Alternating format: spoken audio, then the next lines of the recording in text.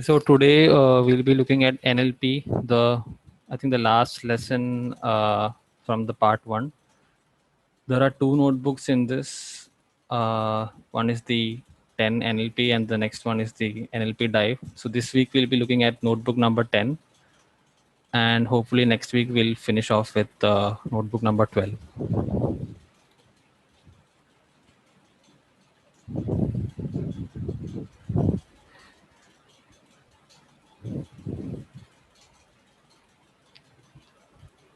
I think we'll wait for a few more minutes.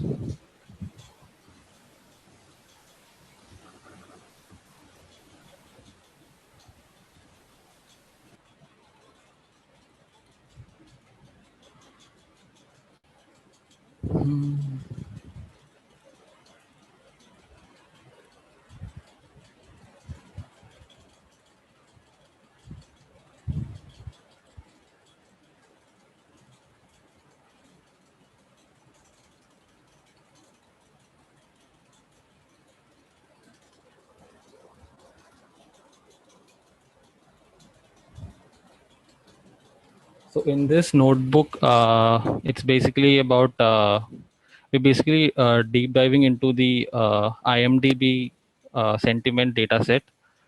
So we'll look at the basic process of how we start with a language model, and then we fine tune that language model, and then we fine tune with the fine tune the classification model with our data set. That's what this notebook is basically about. Okay, I guess we can start now. Yeah. So RNNs. So, so a language model is basically something that predicts the next word in a sentence.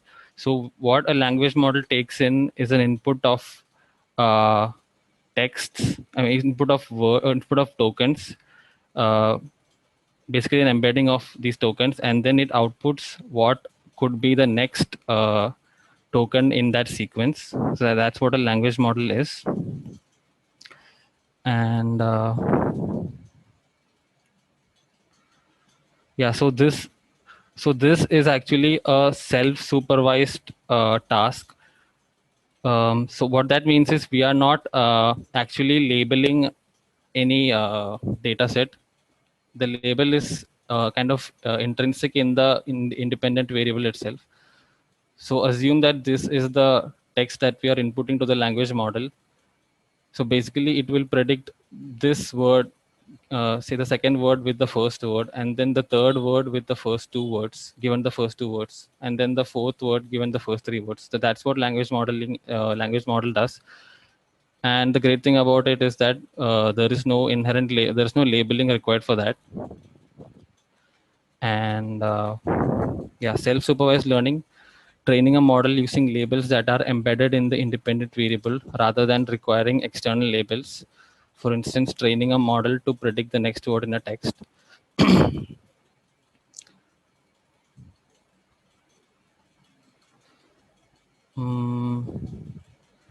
So first year, pre-trained English model, is it for getting state-of-the-art classification?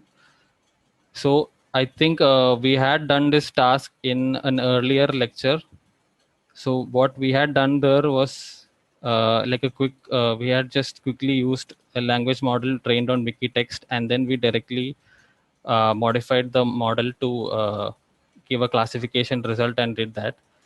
So this technique is basically called ULM fit approach. This was done by Jeremy, and this is kind of a transfer learning approach similar to the one that we see in ResNets and using the ImageNet. But the main difference is that ImageNet dataset is labeled. I mean, all of the million images are labeled with one of the 1,000 labels. Whereas in this case of transfer learning, there is no manual labeling involved. And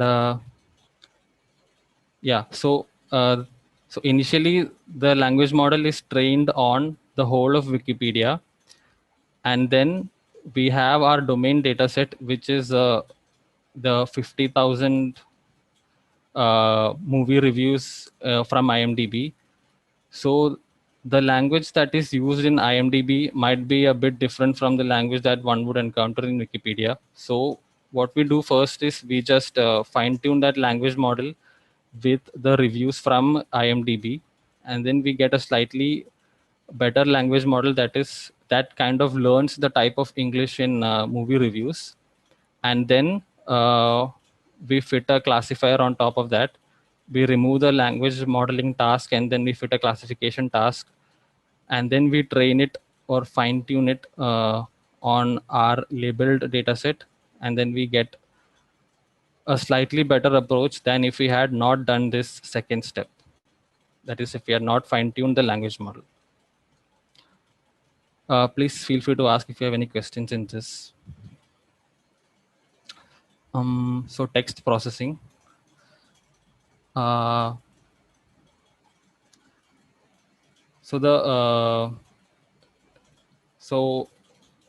the main steps in text processing are tokenization, numericalization, language model data loader creation, and language model creation. So tokenization is basically, so we have a like bunch of text, and obviously we cannot input that directly to the model. The way we would do that is we would tokenize it into separate words, and so then we would create something called a vocab, which is all of the words that our model is now familiar with, and then it is numericalized. That's basically, each word has an associated index. Each word has its own index, a number associated with it, and then um, there is an embedding layer basically. So each index is associated with a row in the embedding matrix. So there is an embedding matrix, and each word has its own associated row in the embedding matrix, which is basically the embedding of that particular word. So initially it is randomly initialized, and which would also be trained as we train our language model. So the way you could think of it is we are inputting a one-hot encoded vector, and then one-hot encoded vector would be one corresponding to the index of the particular word of input. So suppose we have 10 words in our vocabulary, and the fifth word is the current word. So the fifth index in the vector would be 1, the rest of them would be 0. And now if we multiply this one-hot encoded vector with the embedding matrix, the corresponding row in the embedding matrix will come out, will be the output. So instead of that, what is actually done is we just take the index and then we just slice out the corresponding row from the embedding matrix. This is done for efficiency purposes. I hope that was clear. So these are the steps in text processing. I hope this was clear. Yeah, make a list of all possible levels of that categorical variable. So here categorical variable is the equivalent for our vocab. So a vocab, like a categorical variable would have different categories. Our vocab would have different categories, which are basically all of the words. And each word in the vocab has a index associated, a number associated. And then we have an embedding matrix for a row for each level.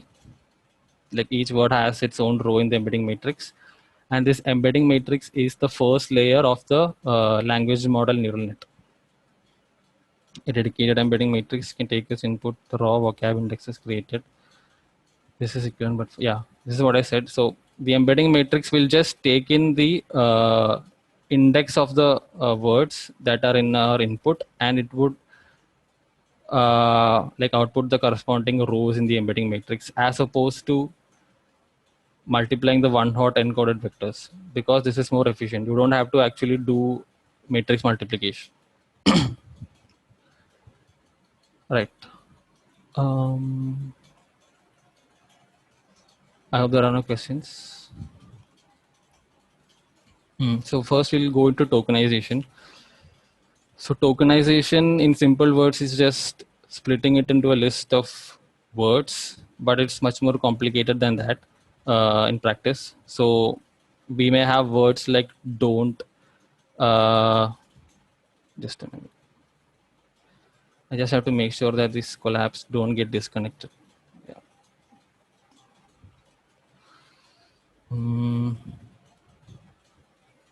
Okay.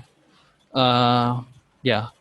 So yeah, like I was saying, we are basically splitting it into a list of words, but there are much more complex rules that would be involved. So certain languages can have really long words like German and Polish, and certain languages like Japanese and Chinese may not have a well-defined idea of a word. So there are three basic approaches to tokenization. One is word-based, which basically splits on spaces and applies language specific rules. For example, turning don't into do space nt, do and nt. Subword based, which is splitting words into smaller parts based on commonly occurring substrings. So basically, it's kind of an n-gram approach, like most commonly occurring substrings in the whole corpus would become a token. We'll look at this in more detail as well. Character based is just individual characters.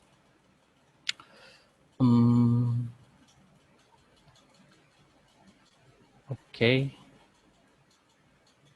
So word tokenization with FastAI. So we read in the IMDb dataset. I have it here. Okay. And so the IMDb dataset is stored in this variable, the address of the dataset, which is part of the FastAI package itself. So we extract it using untar data. And so FastAI has a handy function named get text files, which would basically extract all the text file names in the given folders.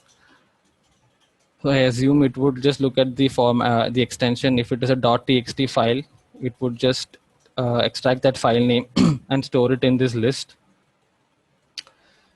So now, so files is now a list of text file names.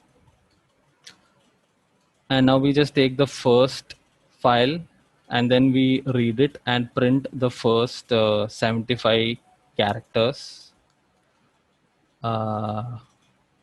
Okay.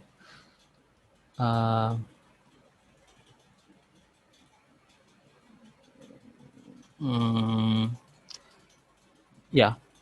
Now we would look at tokenizing the same thing. So FastAI has a default word tokenizer class, and by default this word tokenizer class uses spaCy tokenizer. Right now the default tokenizer is mapped to spaCy tokenizer,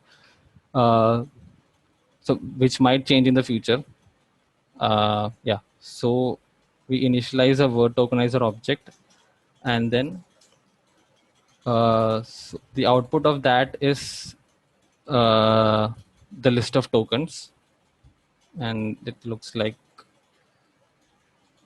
yeah, so this is how you initialize the tokenizer, and you pass it the text that you want to tokenize, and it is a generator object, so you can either see all of it at once, or you can just do next a to see the first batch of tokens in that particular text.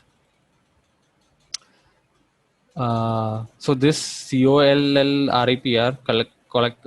wrapper is a FastAI method which just takes in a collection, and then you can give in the number of elements you want to see of that collection.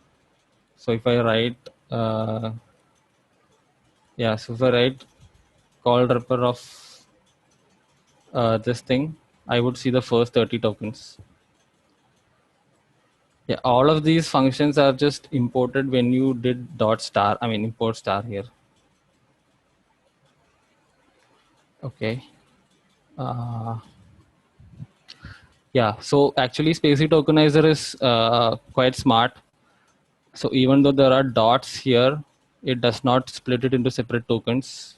The US is a separate token here, and $1 is a, I mean, one is a separate token. It knows that this is a decimal point and not a period.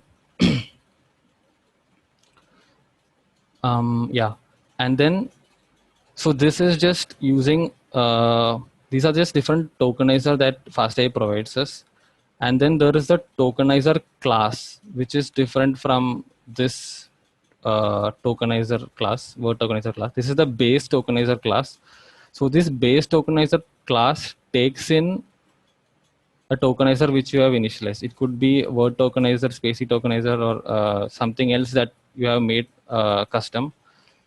So this takes in the type of tokenizer that you have, and then it adds some additional functionality which are required by. Okay, does someone have a question? Okay, and it adds some additional functionality which you can see here. Just a minute. Okay. Yeah, so it adds some additional functionality. So not only does it split it into the tokens, it also adds these special tokens to the text. So anything that starts with XX is a special token. So XXBOS is a special token that indicates the start of a new text. BOS implies beginning of stream. And then there are a bunch of other tokens as well. XXMAJ implies that the next word is a starts with a capital letter. Yeah, so here the word it starts with a capital I. So that's why we have this XXMAJ, which indicates that this word started with a capital letter. And the reason we do this is because all of our tokens in the vocab are lowercase tokens.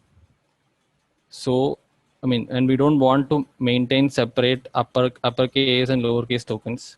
At the same time, we want the model to capture the concept of uppercase letters.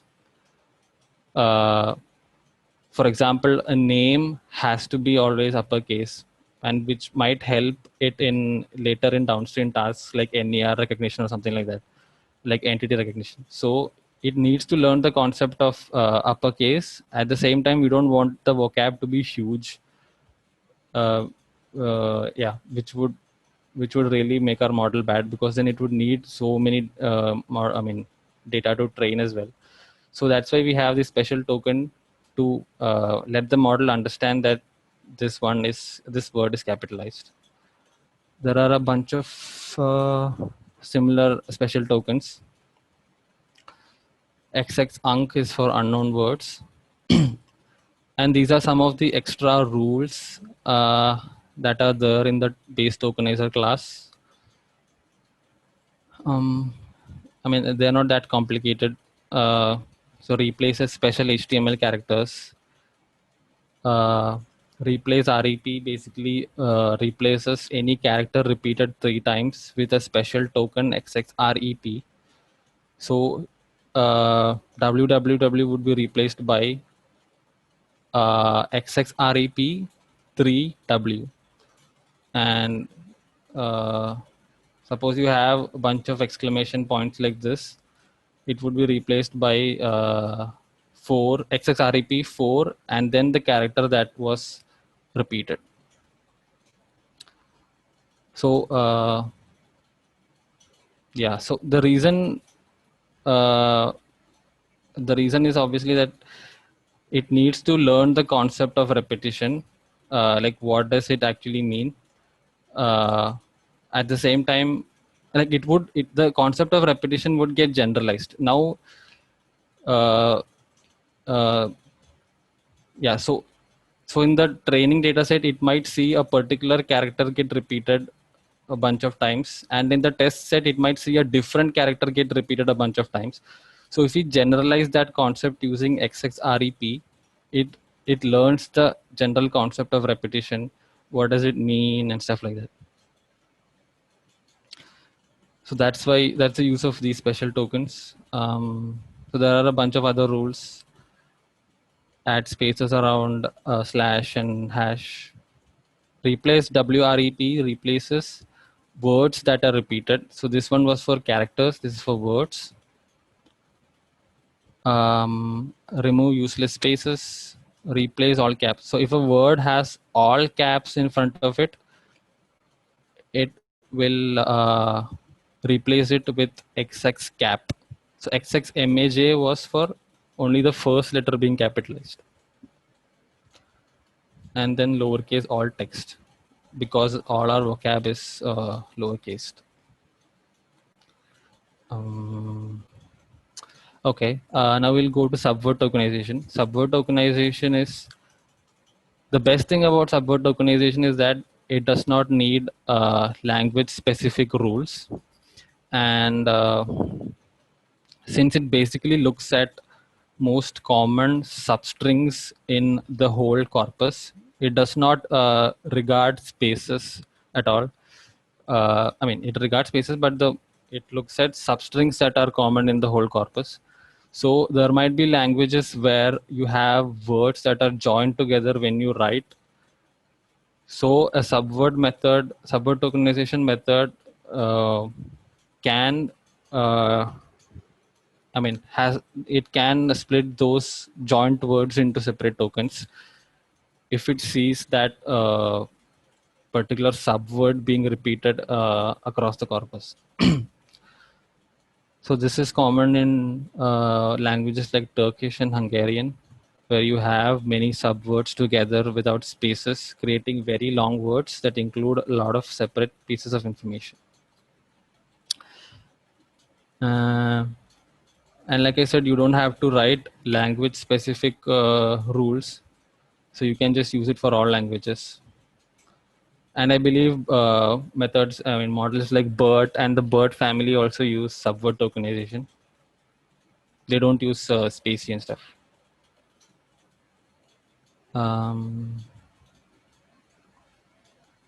Okay. So so now we'll look at examples of subword tokenization. And another thing about subword tokenization, which Jeremy has not talked about, is that I think there is no concept of unknown word in subword tokenization, because you are always splitting your word into subwords. So suppose you have a vocab created using subword tokenization, and then you have a test set where it sees an unknown word. So it would just split that unknown word like in a greedy manner until it sees a word match in the vocab that we already have. So there are no unknown words in subword tokenization. So this is how. So Gautam, that's a really good point, and I think what you're saying is that when you do subword tokenization, there's no unknown words because you have the complete vocabulary. There's no words that can be made that aren't made of ASCII symbols, and so that's why there's no unknown words. Yeah. So even if you have a really complex chemical name or something, it would just split it into maybe it would split into really small words, subwords, until it matches something in the vocab.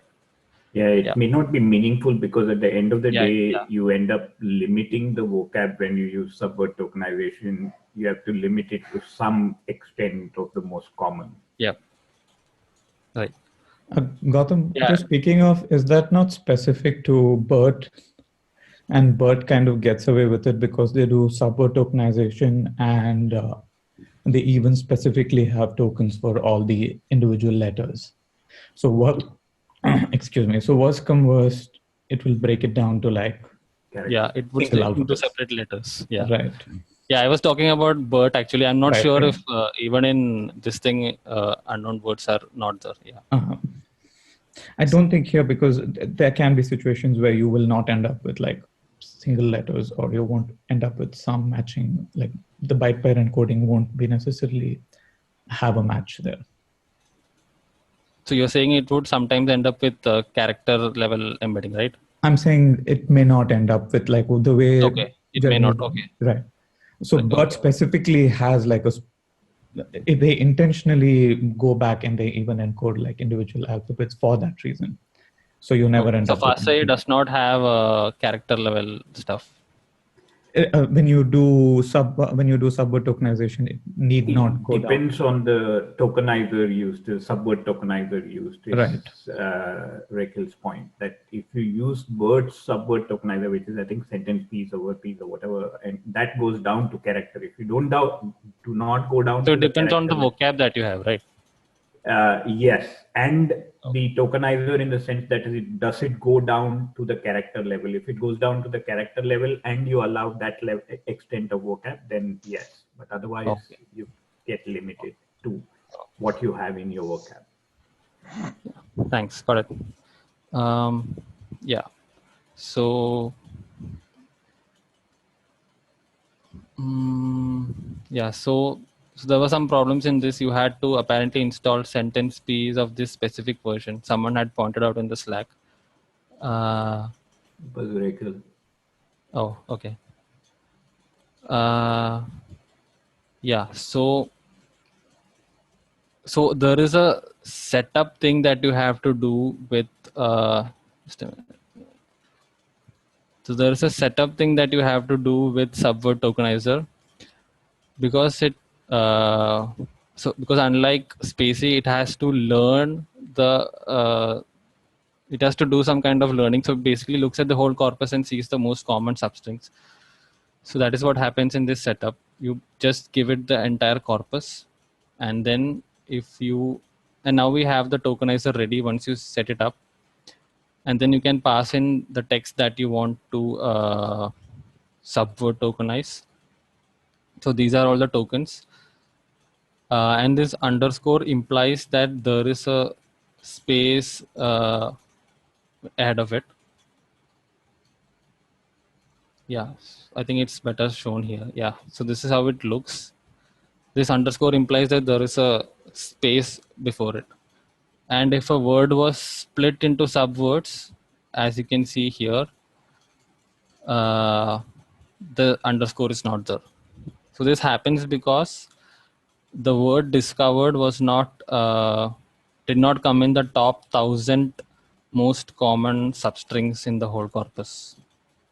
That's why discovered is not a separate token. Whereas if you had used spaCy tokenizer, this would have been a separate token. Okay.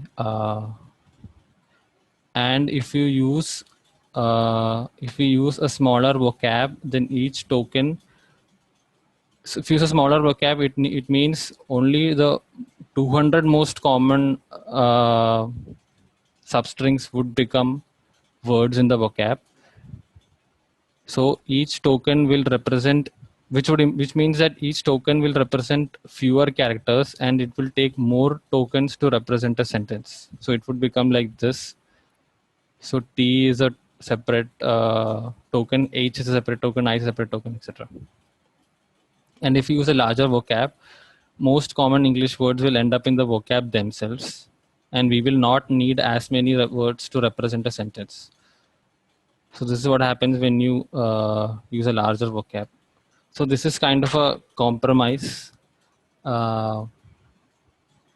Picking a subword vocab size represents a compromise. A larger vocab means fewer tokens per sentence, as we can see here. But this means that, however, it would mean that we need lot more data to get really good embeddings if we use a large vocab size. It means faster training, since we have lesser number of tokens, less memory, and less state for the model to remember. But on the downside, it means larger embedding matrices. So as you know, embedding matrix has number of rows equal to vocab size. So it would need much more data to learn when you have a large vocab size for subword tokenization. And subword tokenization provides an easy way to scale between character tokenization and word tokenization. So as you can see, if you give a small vocab size, it's almost character level tokenization. And what, okay. And it handles every human language without needing language specific algorithms to be developed. It can even handle other, yeah, this is the interesting part. It can even handle other languages such as genomic sequences or MIDI music notation. And its popularity is pretty high right now. Like I said, BERT is using it. And it seems likely to be the most common tokenization approach. Okay. So now the next step is numericalization. So now that we have a vocab and each word in the vocab is associated with an index, so so now the text can be converted to a list of numbers, basically. Okay. So these are just examples of how it would be done. So we don't have to actually manually do all of this, as you know. So we can just pass in a text and to the TKN. So TKN is, let me just see what exact. So TKN is an object of the base tokenizer class, which would tokenize it with spacey and then apply all the rules that we just talked about, including this XXBOS and all that stuff. Yeah. So TXT is just a single sentence, I think. So it would tokenize it and then apply all the rules of interest. And what is this? Okay, we are apply. So TXTS is a list of. So it's TXT is basically the first 200 documents, and then we are applying this base tokenizer object to all of these documents. So each document gets tokenized.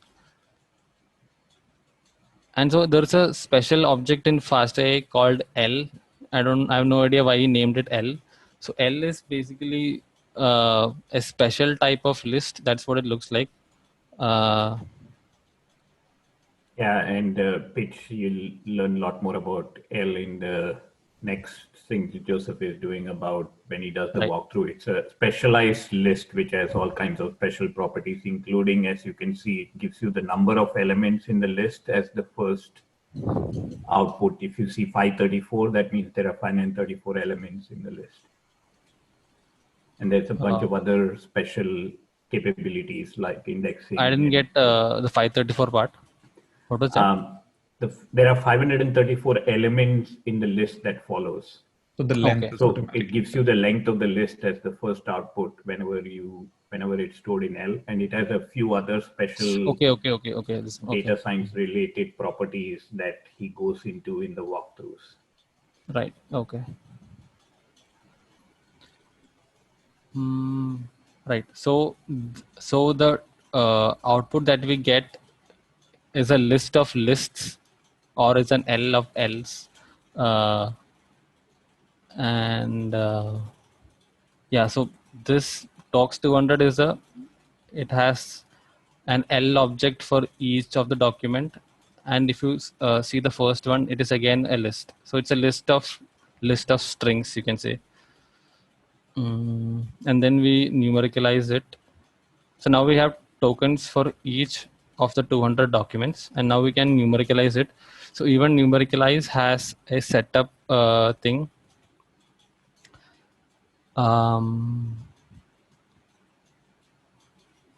Okay, so we pass the entire list of lists, and if you see the output, so yeah, so when you pass the list of tokens, it creates the vocab. So that is what dot setup does. It looks at so it creates the vocab by looking at certain rules again. So the default rules are min freq equal to 3. So each word has to be present at least 3 times, and the maximum vocab is 60,000. So if a word is not, I mean, if it does not come into these under these rules, it would be replaced by an XX UNC token. Just a minute. Okay. Yeah. This is useful to avoid having an overly large embedding matrix, since that can slow down training and use up too much memory. So we don't want words that are not that popular that are not that common to just I mean, we don't want those words in our vocab and just bloating up our embedding matrix. And because we won't have enough data to train representations for these rare words anyway, so we don't want them in our vocab.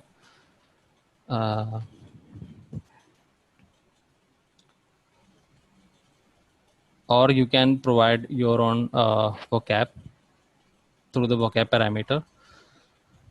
And then once you have done the setup, you can kind of treat it as a function. And then if you give it a list of tokens, it would give out the numericalized output of those tokens. Yeah, and then you can see the original words as well if you just index the vocab with those indexes that you got out.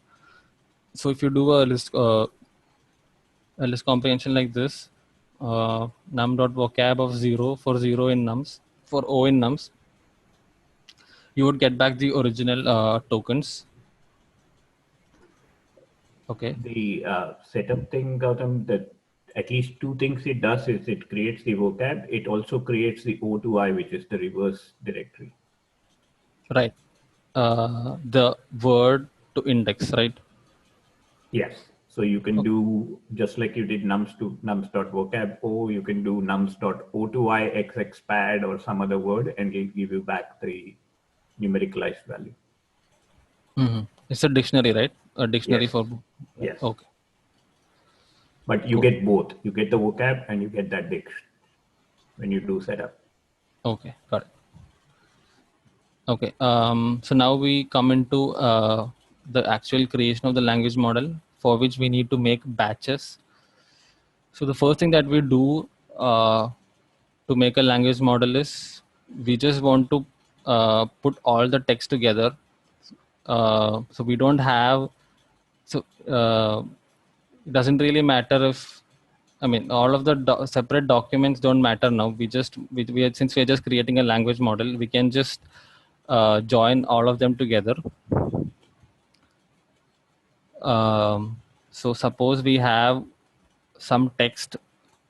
Suppose we have this text, and then so here what he's doing is he's assuming a batch size of 6. So here we are assuming that this is all the text we have, and then we are assuming a batch size of 6 and a sequence length of 15. The sequence length is important because as you know, in neural net architectures, the input size is fixed. You cannot just give any length of sentence. So even in pictures, all of the pictures have to be of the same dimension in a CNN model. So similarly, the text that you input has to be of the same size, because the tensor that you feed into the model has to be of uniform size.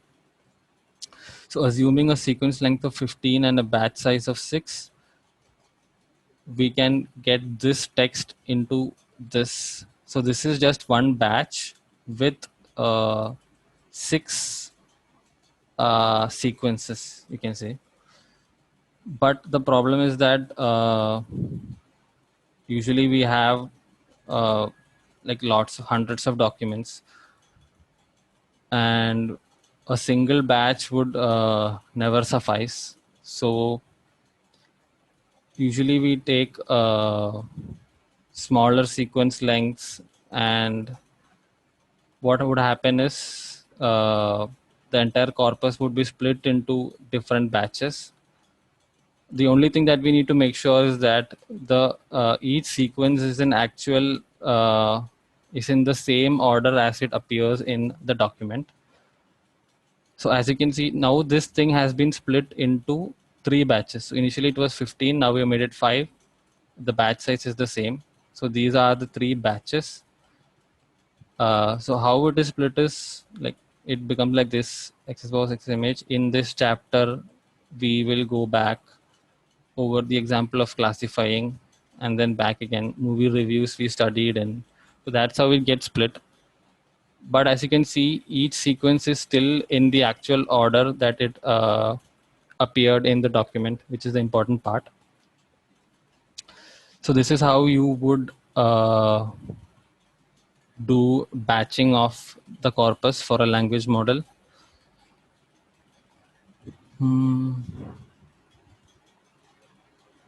And this is done for each epoch. So at every epoch, we shuffle our collection of documents, and then we concatenate all of them into a stream of tokens, and then we cut that stream into a batch of fixed size consecutive mini streams. Right. I hope that was clear. I can draw a picture. Make it clear.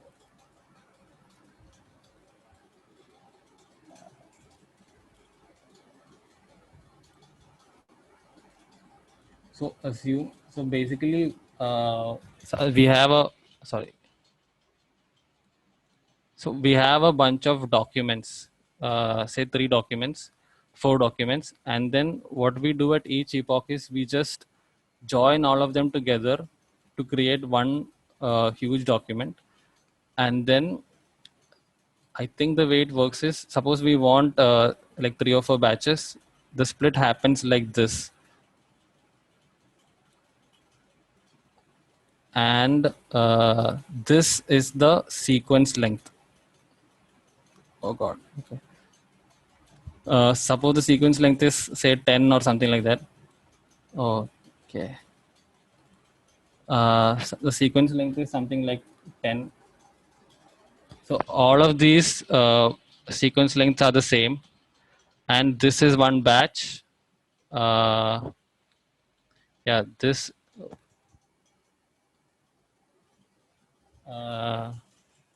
Yeah, this is one batch. This is the second batch.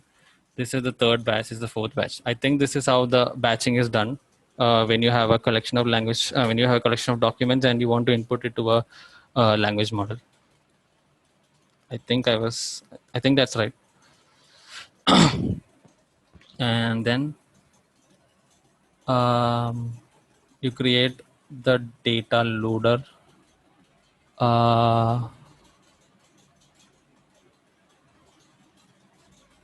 Yeah, you pass the numericalized tokens to the.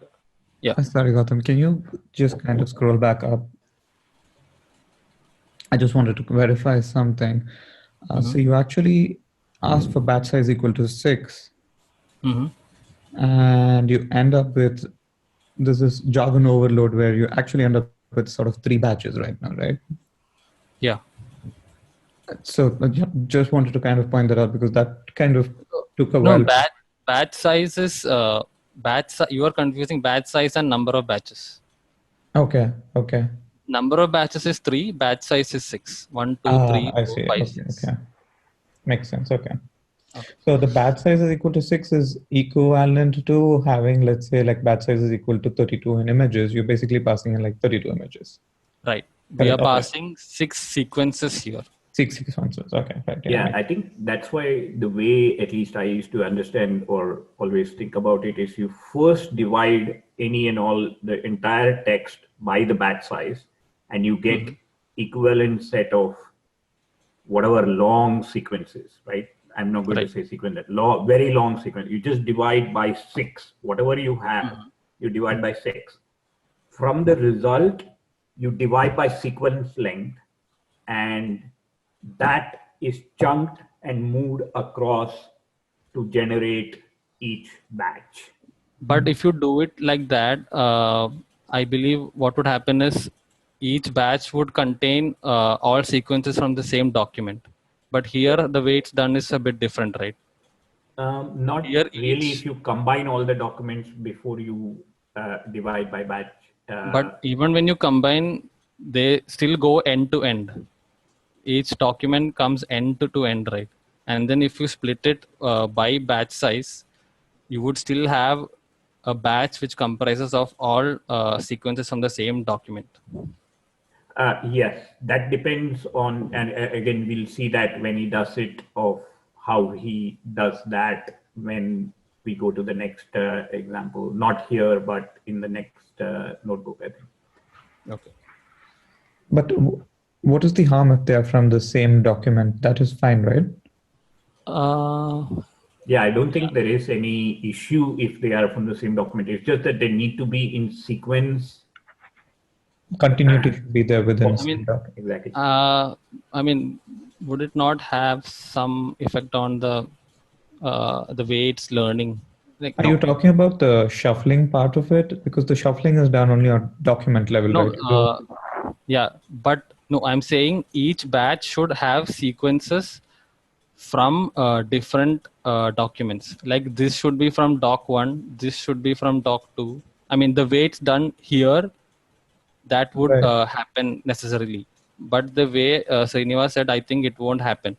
What would happen is each sequence would have the same sequences from the same document.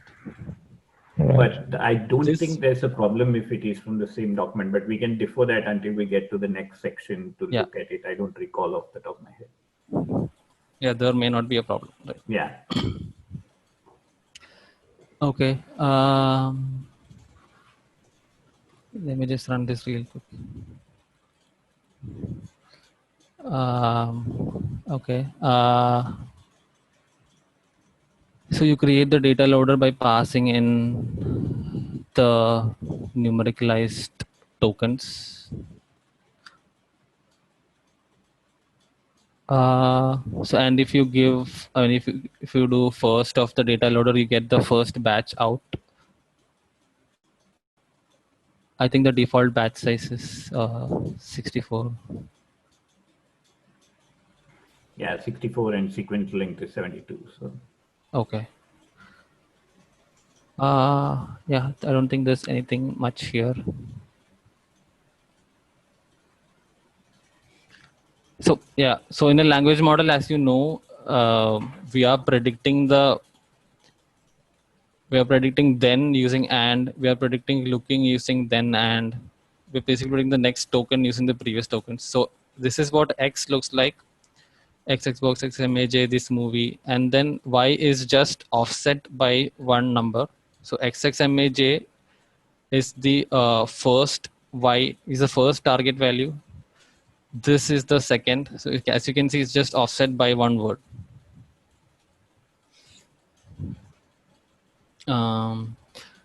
So first,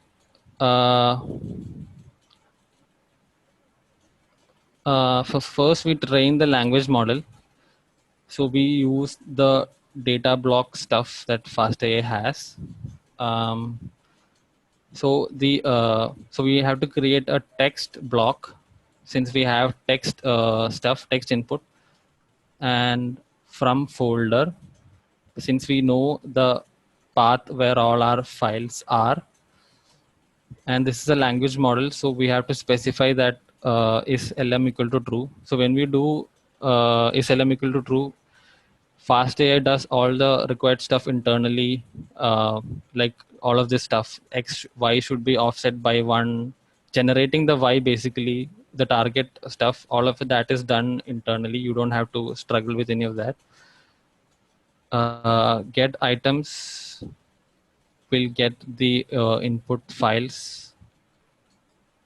So we So usually we use get text files or get image files. So he has just created a partial function of that with the folders already specified. So these are the folders where our reviews are located. So the interesting thing here is since we don't need labels, we can use the unsupervised, even if we don't have the actual labels like positive or negative, we can still use them for this because we are just creating a language model. We are not training our classifier yet. You can give the batch size and sequence length here. Yeah, and from this, Jotham, it seems like I don't think it's necessary to have different docs. It just runs along. Okay, so it does not do that internally the way it splits. Yeah, okay. I don't believe it does anything. Yeah, maybe it's just the way he wrote it here. Yeah. Which is why I was saying that. In fact, this example actually confused me more than the way. Okay. But that might be something to try out. Maybe it might improve stuff. Yeah, possibly. Okay.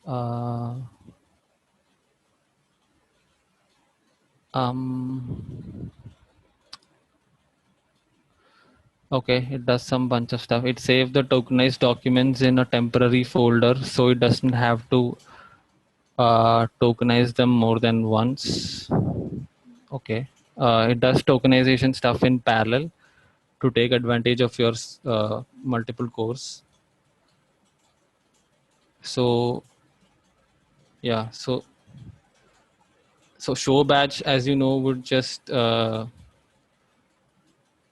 show a batch of text at the input. So as you can see, again, the output is just offset by one word from the input, which is the kind of input you want in a language model. And now we fine-tune the language model. We use an AWD LSTM model for this purpose.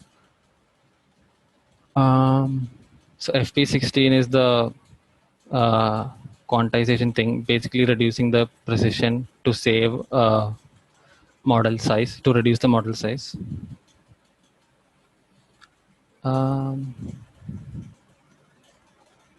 I'm not I did not look up what perplexity is.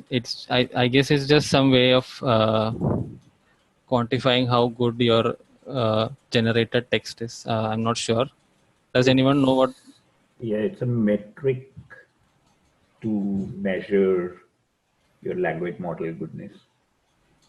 I think, if I recall, and Joseph can correct me if I'm wrong, but I believe it's inverse, meaning lower is better. Yeah, basically it captures the degree of uncertainty of your model in predicting whatever your next, in this case, whatever your next word is. So basically it is like lower the entropy, that is, lesser your uncertainty is, lower the perplexity.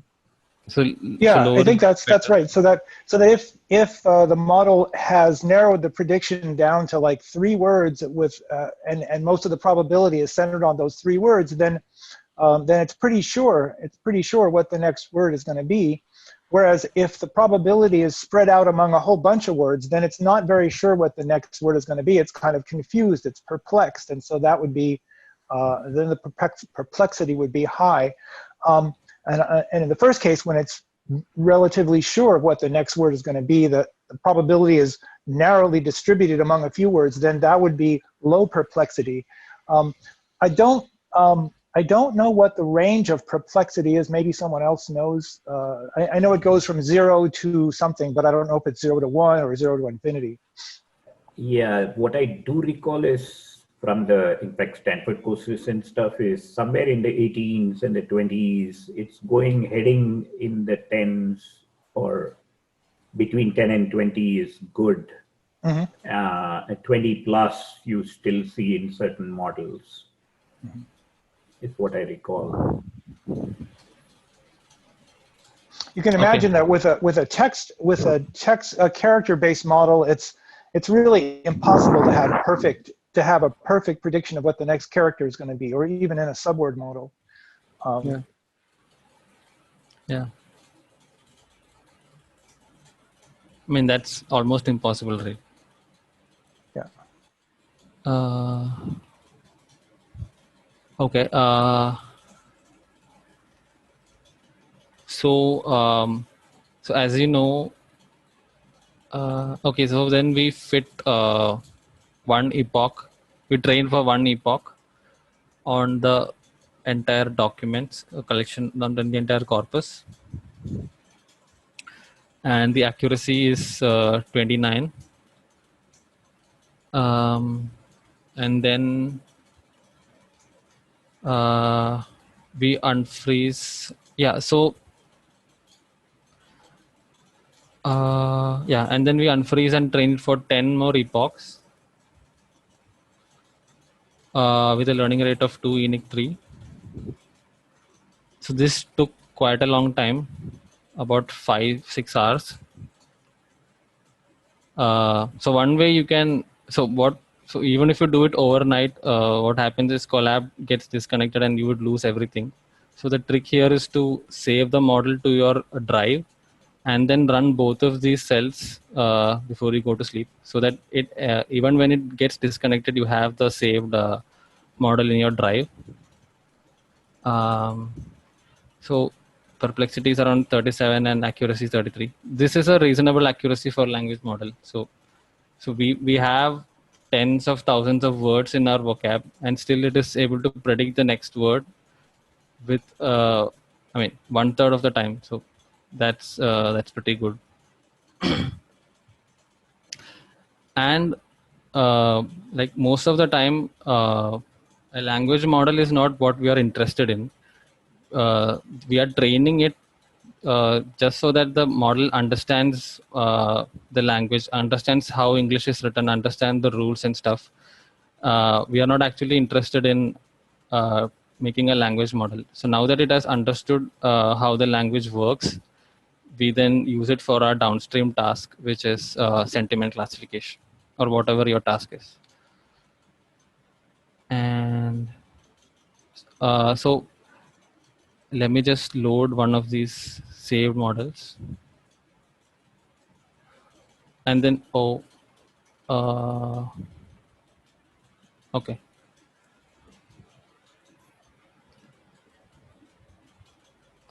This, I guess, is the dropout.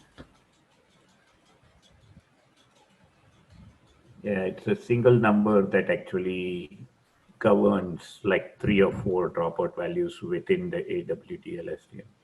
Mm-hmm. So now I'm just loading the what the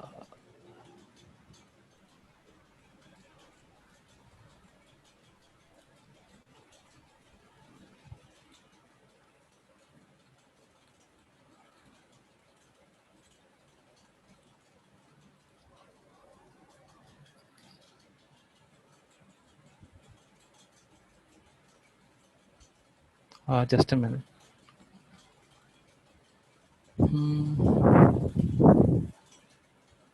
Yeah, so once you have the fully tuned language model, you can use it to predict you can use it as a language model. So you can use it to finish your sentences. So here we are just giving it a prompt.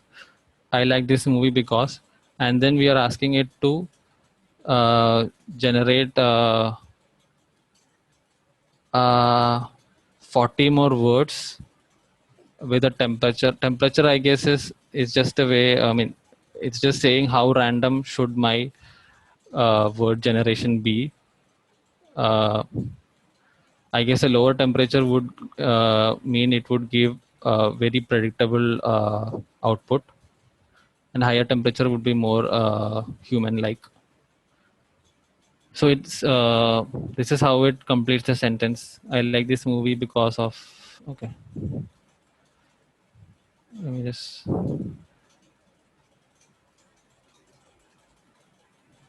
It was worth a watch. I don't know what kind of reviews it is. I mean, it makes a little bit of sense, but usually you can pretty easily find out that it was not written by a person. Yeah, but it's still interesting to just play with. Yeah.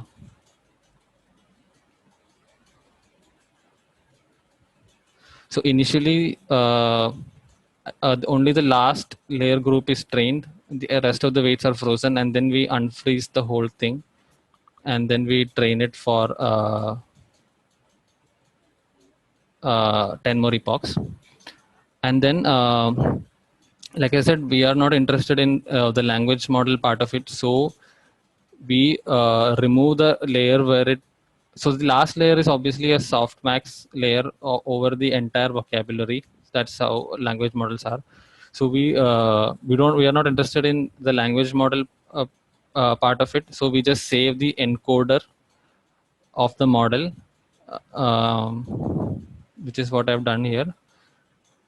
And then we use that encoder in our classifier model. So, okay, let me just. Okay, so now we create a text block for our independent variable. The path is the same, and we have to make sure that we use the vocab that was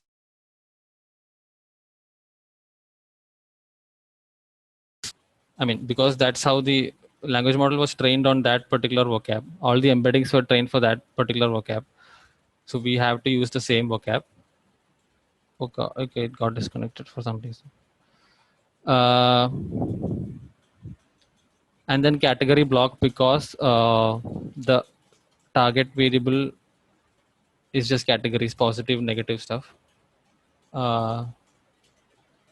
GetWise parent label. I guess it's the name of the file. Okay, the folder is probably the file or the folder name. So the name would have positive or negative written on it. So that's how it gets the Y. And get items is the same. And we split it with train and test. I guess the validation folder is named test here. Not sure if I'll be able to run this. Okay, and we see 3 examples.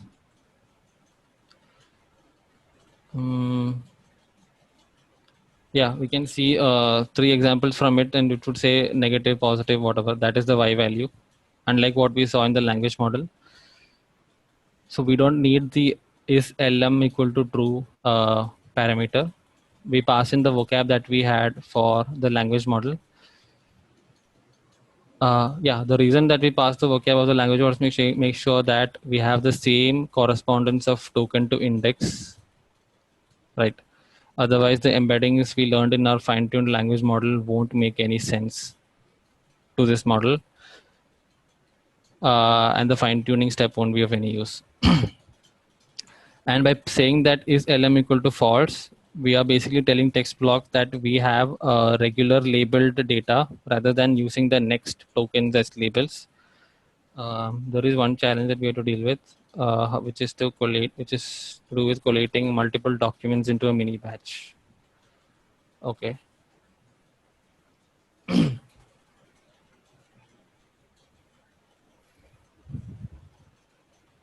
And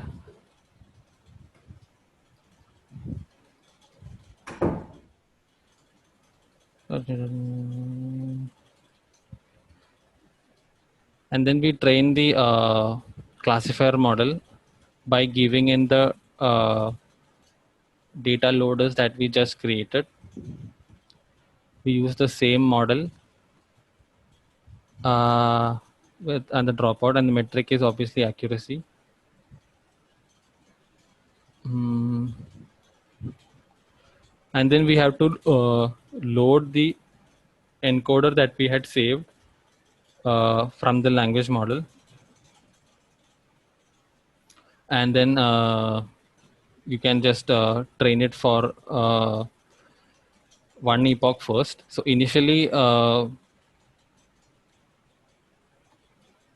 it is frozen. The all the layers except the last layer are frozen, and only the last weights of the last layer are trained. The last step is to train with discriminative learning rates and gradual unfreezing. So what we have seen in computer vision models is that once we have trained the last layer, we unfreeze the whole model at once, and then train the entire thing. But they've noticed that in NLP models, we unfreeze them gradually, one layer group at a time. So initially we train for one epoch, and then we get a pretty good accuracy. I got slightly less accuracy. And then we unfreeze two more layer groups, and we use discriminative training, discriminative layer learning rates. That is the later learning, the later groups, I guess, would have higher learning rate than the earlier layer group. And then we unfreeze a bit more, and the accuracy gradually improves, as you can see. Yeah.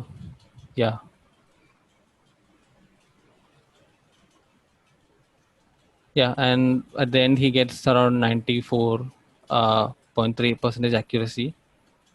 And another point he says is that by training another model on all the text read backwards and averaging the predictions of these two models, we can get to 95.1% accuracy. I think what he's talking about is the BiLSTM thing, BiLSTM, which takes in, which has a parallel model running from the end of the sequence to the beginning.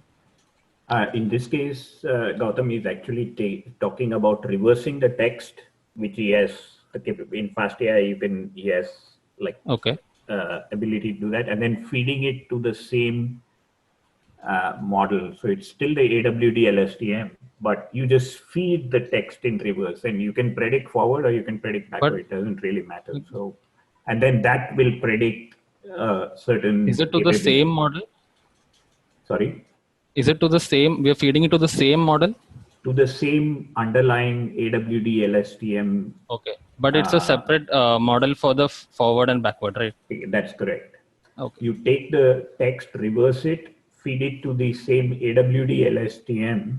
So there is build another language model, which is, you can think of it as a reverse language model, and that can be used to predict, again, that model, the reverse prediction model, can be used to predict the same classification, because it does as good a job of classifying as the forward model.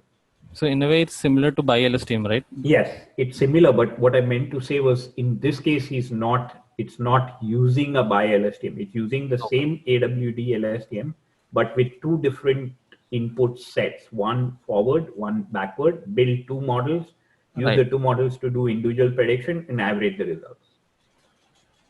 Okay, got it. Thanks.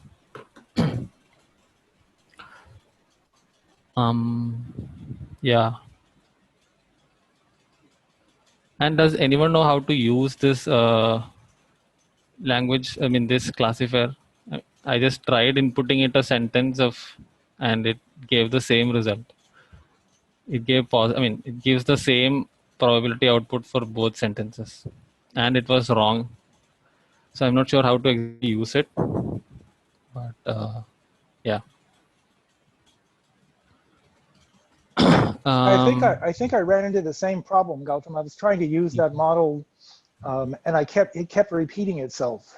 So I'm not sure what's going wrong. I'll have to look up how to predict for a single sentence. Yeah, it gives the same output every time. I don't think there's anything else to this notebook. Yeah, just the problems of having really good language models where you can generate text that looks really human-like, and yeah, the dangers of such models where you can just fill up the internet with real-looking text, which would hide real human discourse, and yeah, and then create a lot of panic and stuff. I think that's it. I don't think there are any particularly difficult questions either.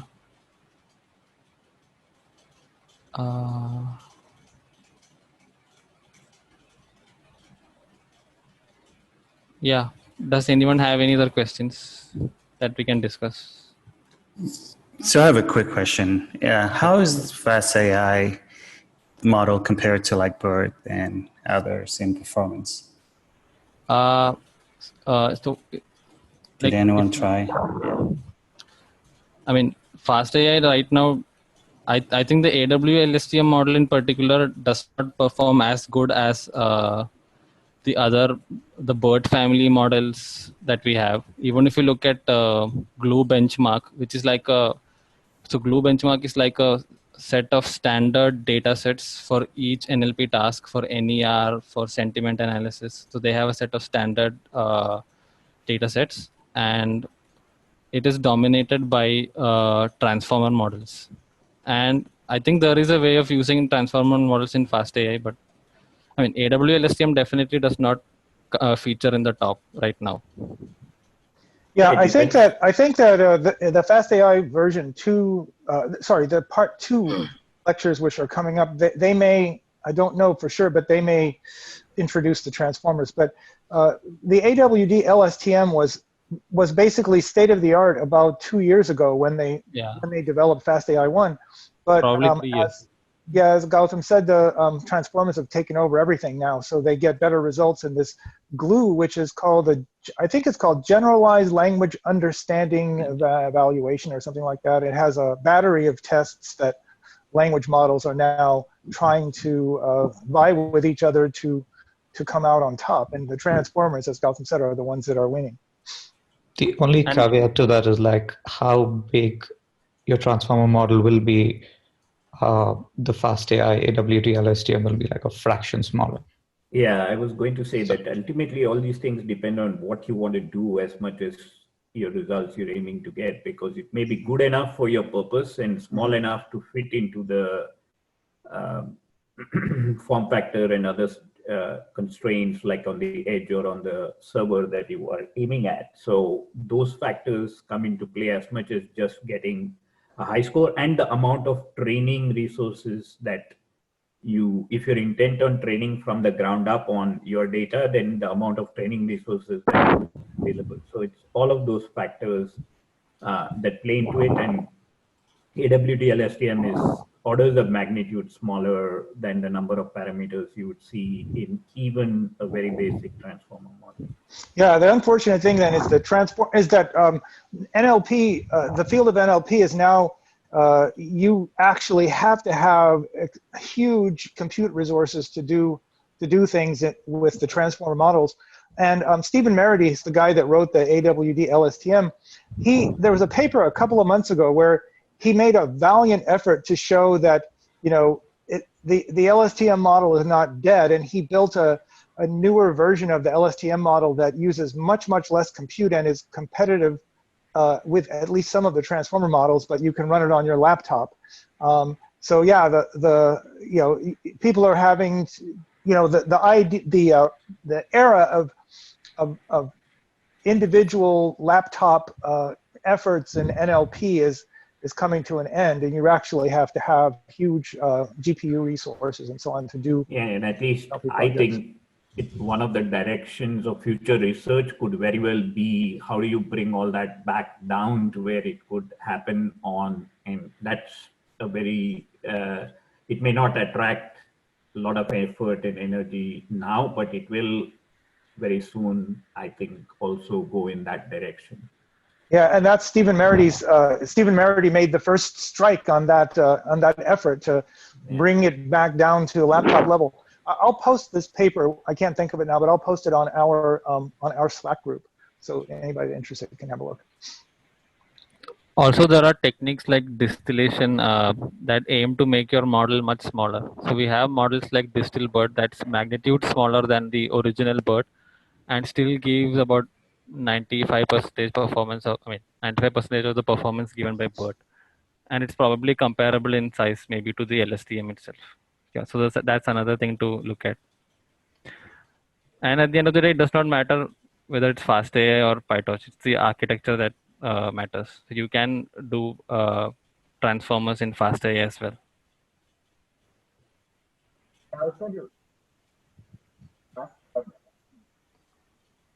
Sorry, I can't hear you. Sorry, is this better? Yeah. Yes. Okay, I was going to ask about that. So since AWD LSTM is, we are saying it's now kind of lagging behind.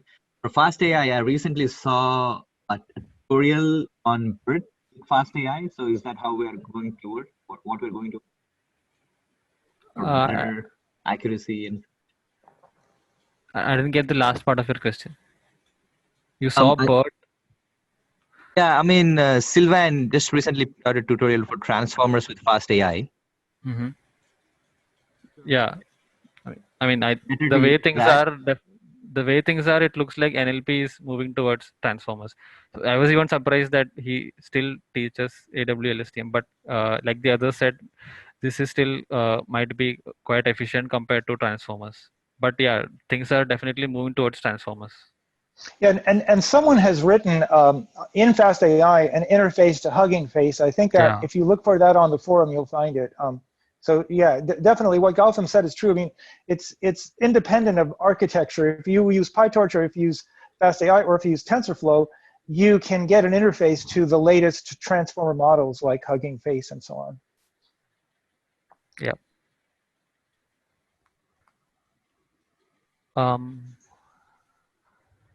Okay, so if you don't have any more questions, we can end the meeting here. Okay, so I see that Anand has asked a question about how does ULMFit fit in? It is more a methodology, right? That's the question. Yes, I think it is just the methodology. The basically how transfer learning is done in the field of NLP. So basically, I think ULMFit is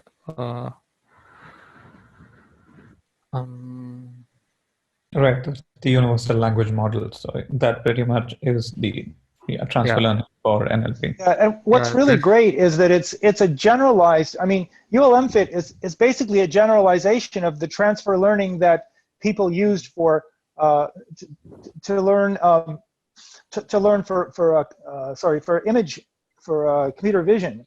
So basically the contribution of Jeremy and mainly what's his name, Sebastian Reuter, they basically looked at this and said, look at the success that CNNs have had on ImageNet, and it's all because of transfer learning. So they said, look, transfer learning is a general concept, and we should be able to do the same thing for NLP.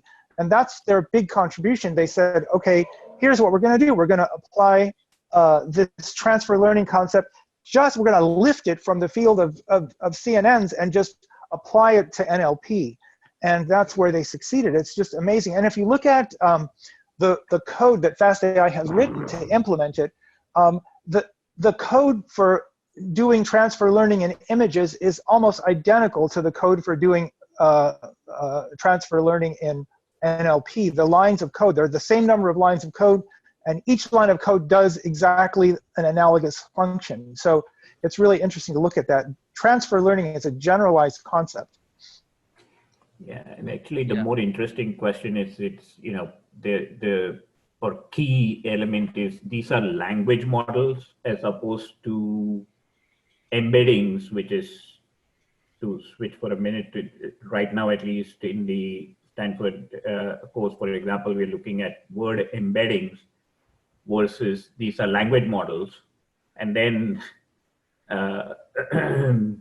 BERT kind of flips it again back a little bit because it's actually bidirectional encoding representation from transformers. So it again brings it back somewhat to having embeddings generated from transformers that you then use. So it's kind of it's one of the things to really struggle with is the difference between what is a language model and what is actually just embeddings and word vectors.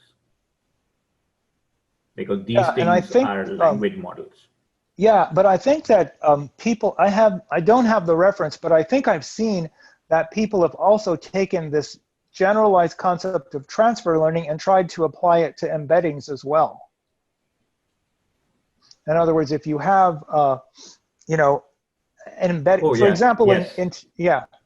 So for example, I think Jeremy talks about, there's even a recent paper of pre-trained embeddings, which is essentially transfer learning applied to embeddings, pre-trained embeddings in specific domains. There's like a huge database of that was posted reference. I'll post the link if I find it, but those are all pre-trained embeddings in specific domains, like product domains and like a variety of domains. Sorry?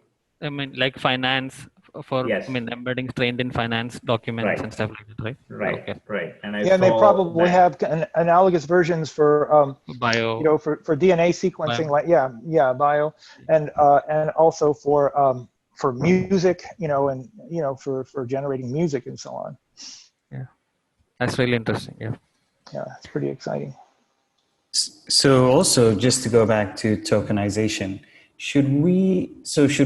are people moving to subword tokenization from word tokenization for English, or is that just a convenience for other languages? I mean, the trend looks like it's moving towards subword tokenization. I mean, since that applies to all the languages and you don't have to write specific rules. And looking at the best models right now, I think all of them use subword tokenization. The BERT family uses subword tokenization. And I think part of the reason behind that is that we now have such a tremendous amount of compute power available to us to address these problems. So why limit yourself to word tokenization when the subword tokenization is actually better and you have enough compute power to do it? And I think when you use subword tokenization, I mean, you won't have too many unknown words like that. So since you always split it into subwords and look at the most common words in the corpus, so in that sense, it might be much better than training a tokenizer that splits into words. I think going back to Joseph's thing, that I don't think it's true that you need those many more subwords. It's not to do so much with compute, if I'm not wrong, because you're going to be splitting it into subwords. So otherwise, if you were doing it at a word level, you need to represent each and every word. Whereas at the subword level, you're actually doing this byte pair encoding, which is a much more compact representation. But your models are longer. I mean, if you use an RNN, you know, you're going to have a much longer sequence to represent the same paragraph or the same corpus. So in that sense, you're talking of the model versus the embedding. Okay, I see. Yeah, but I think Gautam is right. There's also a forcing function from the unknown, or limiting the usage of unknown words or the output of unknown words. That's another vector that drives you towards subword tokenization, because even if it doesn't eliminate it, it reduces it. Yeah. And another thing I want to talk about is what I've read is transformers are much more, I mean, they are less compute intensive compared to LSTM, since they can parallelize better. and like the whole sequence is taken in together, as opposed to an LSTM where it is a sequential model. It has to see all of the tokens before. I mean, it goes in a sequential manner, and so hence it is not parallelizable. So transformers might be actually better even in terms of compute. It depends on which part of the process that you're talking about. They are incredibly compute intensive to train. They may be much more compute effective to deploy because of what you just said. I mean, it's easier to train too because of what you just said, but the fact is that, you know, they are trained using massive corpuses to get the numbers that they are, and the parameters are, the number of parameters they have is just ginormous. And to get good results from such huge number of parameters, you need to feed it a torrent of data.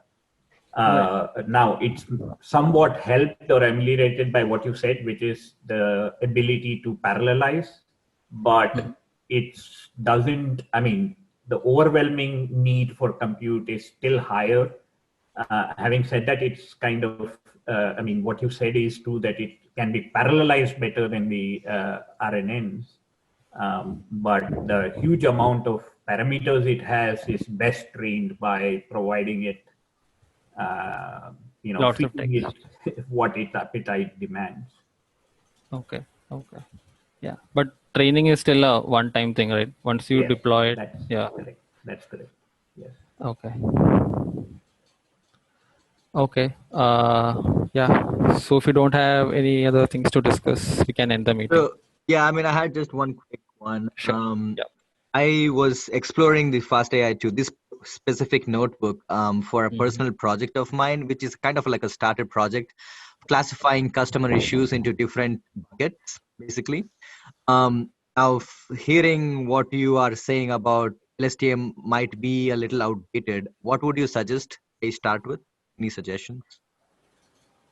I mean, you can definitely try this out. This could be even a baseline for what you're building, right? Yeah. And it's not even difficult to train an LSTM model.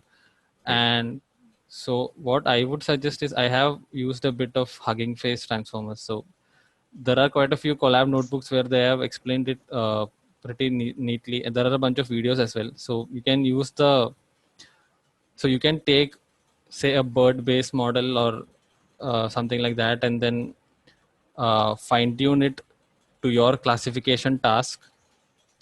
And yeah, you can create a classification model like that as well. Okay. I mean, if you want, I'll post a link on Slack to Hugging Face Transformers collab notebooks. They are pretty useful to use. Yeah, they are pretty useful to use. Easy to use for classification or NER or whatever be your downstream task. But you should definitely give this a try as well, the AWLST. Yeah. Okay. So, quick question on Hugging Face. Is that a company or? It's a company that has its own library called Transformers, where they have made it really easy to use all of the BERT family models and a bunch of other models as well. So all of these are pre-trained, and you can just download the model and you can fine-tune it to your classification task quickly and get a pretty good model from the get-go. Yeah. They just provide an easy to use way of all the top transformer models. If that answers your question. Loads of different ways. Nice. So they're like FastAI. Yeah, it's a library. Yeah. Okay, awesome. And it requires either TensorFlow or PyTorch backend. It works on both. You need to have either of those. Okay, before we end the meeting, first I'd like to thank Gautam for this great discussion. It was terrific, and he'll be back next week to wrap up this course. And after that, I'm going to put in a little plug in case you're not aware. After next week, we're going to kick in our Fast AI version 2 library review. And Gautam, can I share the screen for a moment? Yeah, Joseph. Thank you. Okay, I'll share the screen. And I just want to show you the calendar. Oops, that's not what I wanted to do. Hold on. So, share the screen and hit that and share. Okay, so now you should be seeing the calendar for the schedule for the Fast AI version 2 library walkthroughs. Is that what you're seeing? Yes. Okay. Okay. So this is going to basically continue where we in the same time slot after next Sunday. So it'll be the following Sunday. We'll start with an orientation meeting, and then the plan is to go through the 10 walkthrough videos, one each Sunday. And so this is going to take us through the summer. I would ask that people come and look at this schedule and write yourself in as a host for one of these videos. That's how I want to run this. I want it to be a rotating host, just like we've done with this one. So everyone's invited to jump in, write yourself in as the host for one of the video sessions. So I hope I'll see you all in that class after we finish this one. And that's all I wanted to say. So if you're interested, make sure that you've joined the study group of fast_AI_V2_library. That's the name of the channel that we're going to use to discuss this. And if you haven't noticed, I had to use that our Zoom chat room. Sam Charrington has set us up with a separate Zoom chat room for every course that we're running. That's going to make it easy to make recordings and make them available to everybody. So I know people have asked for recordings and we haven't been very good in providing them, but in future we're going to be able to provide these recordings, I think, without any trouble. So anyway, that's the advertisement, and I hope to see everybody in this in the new study group that we're going to start. So thank you all, and we'll see you next week.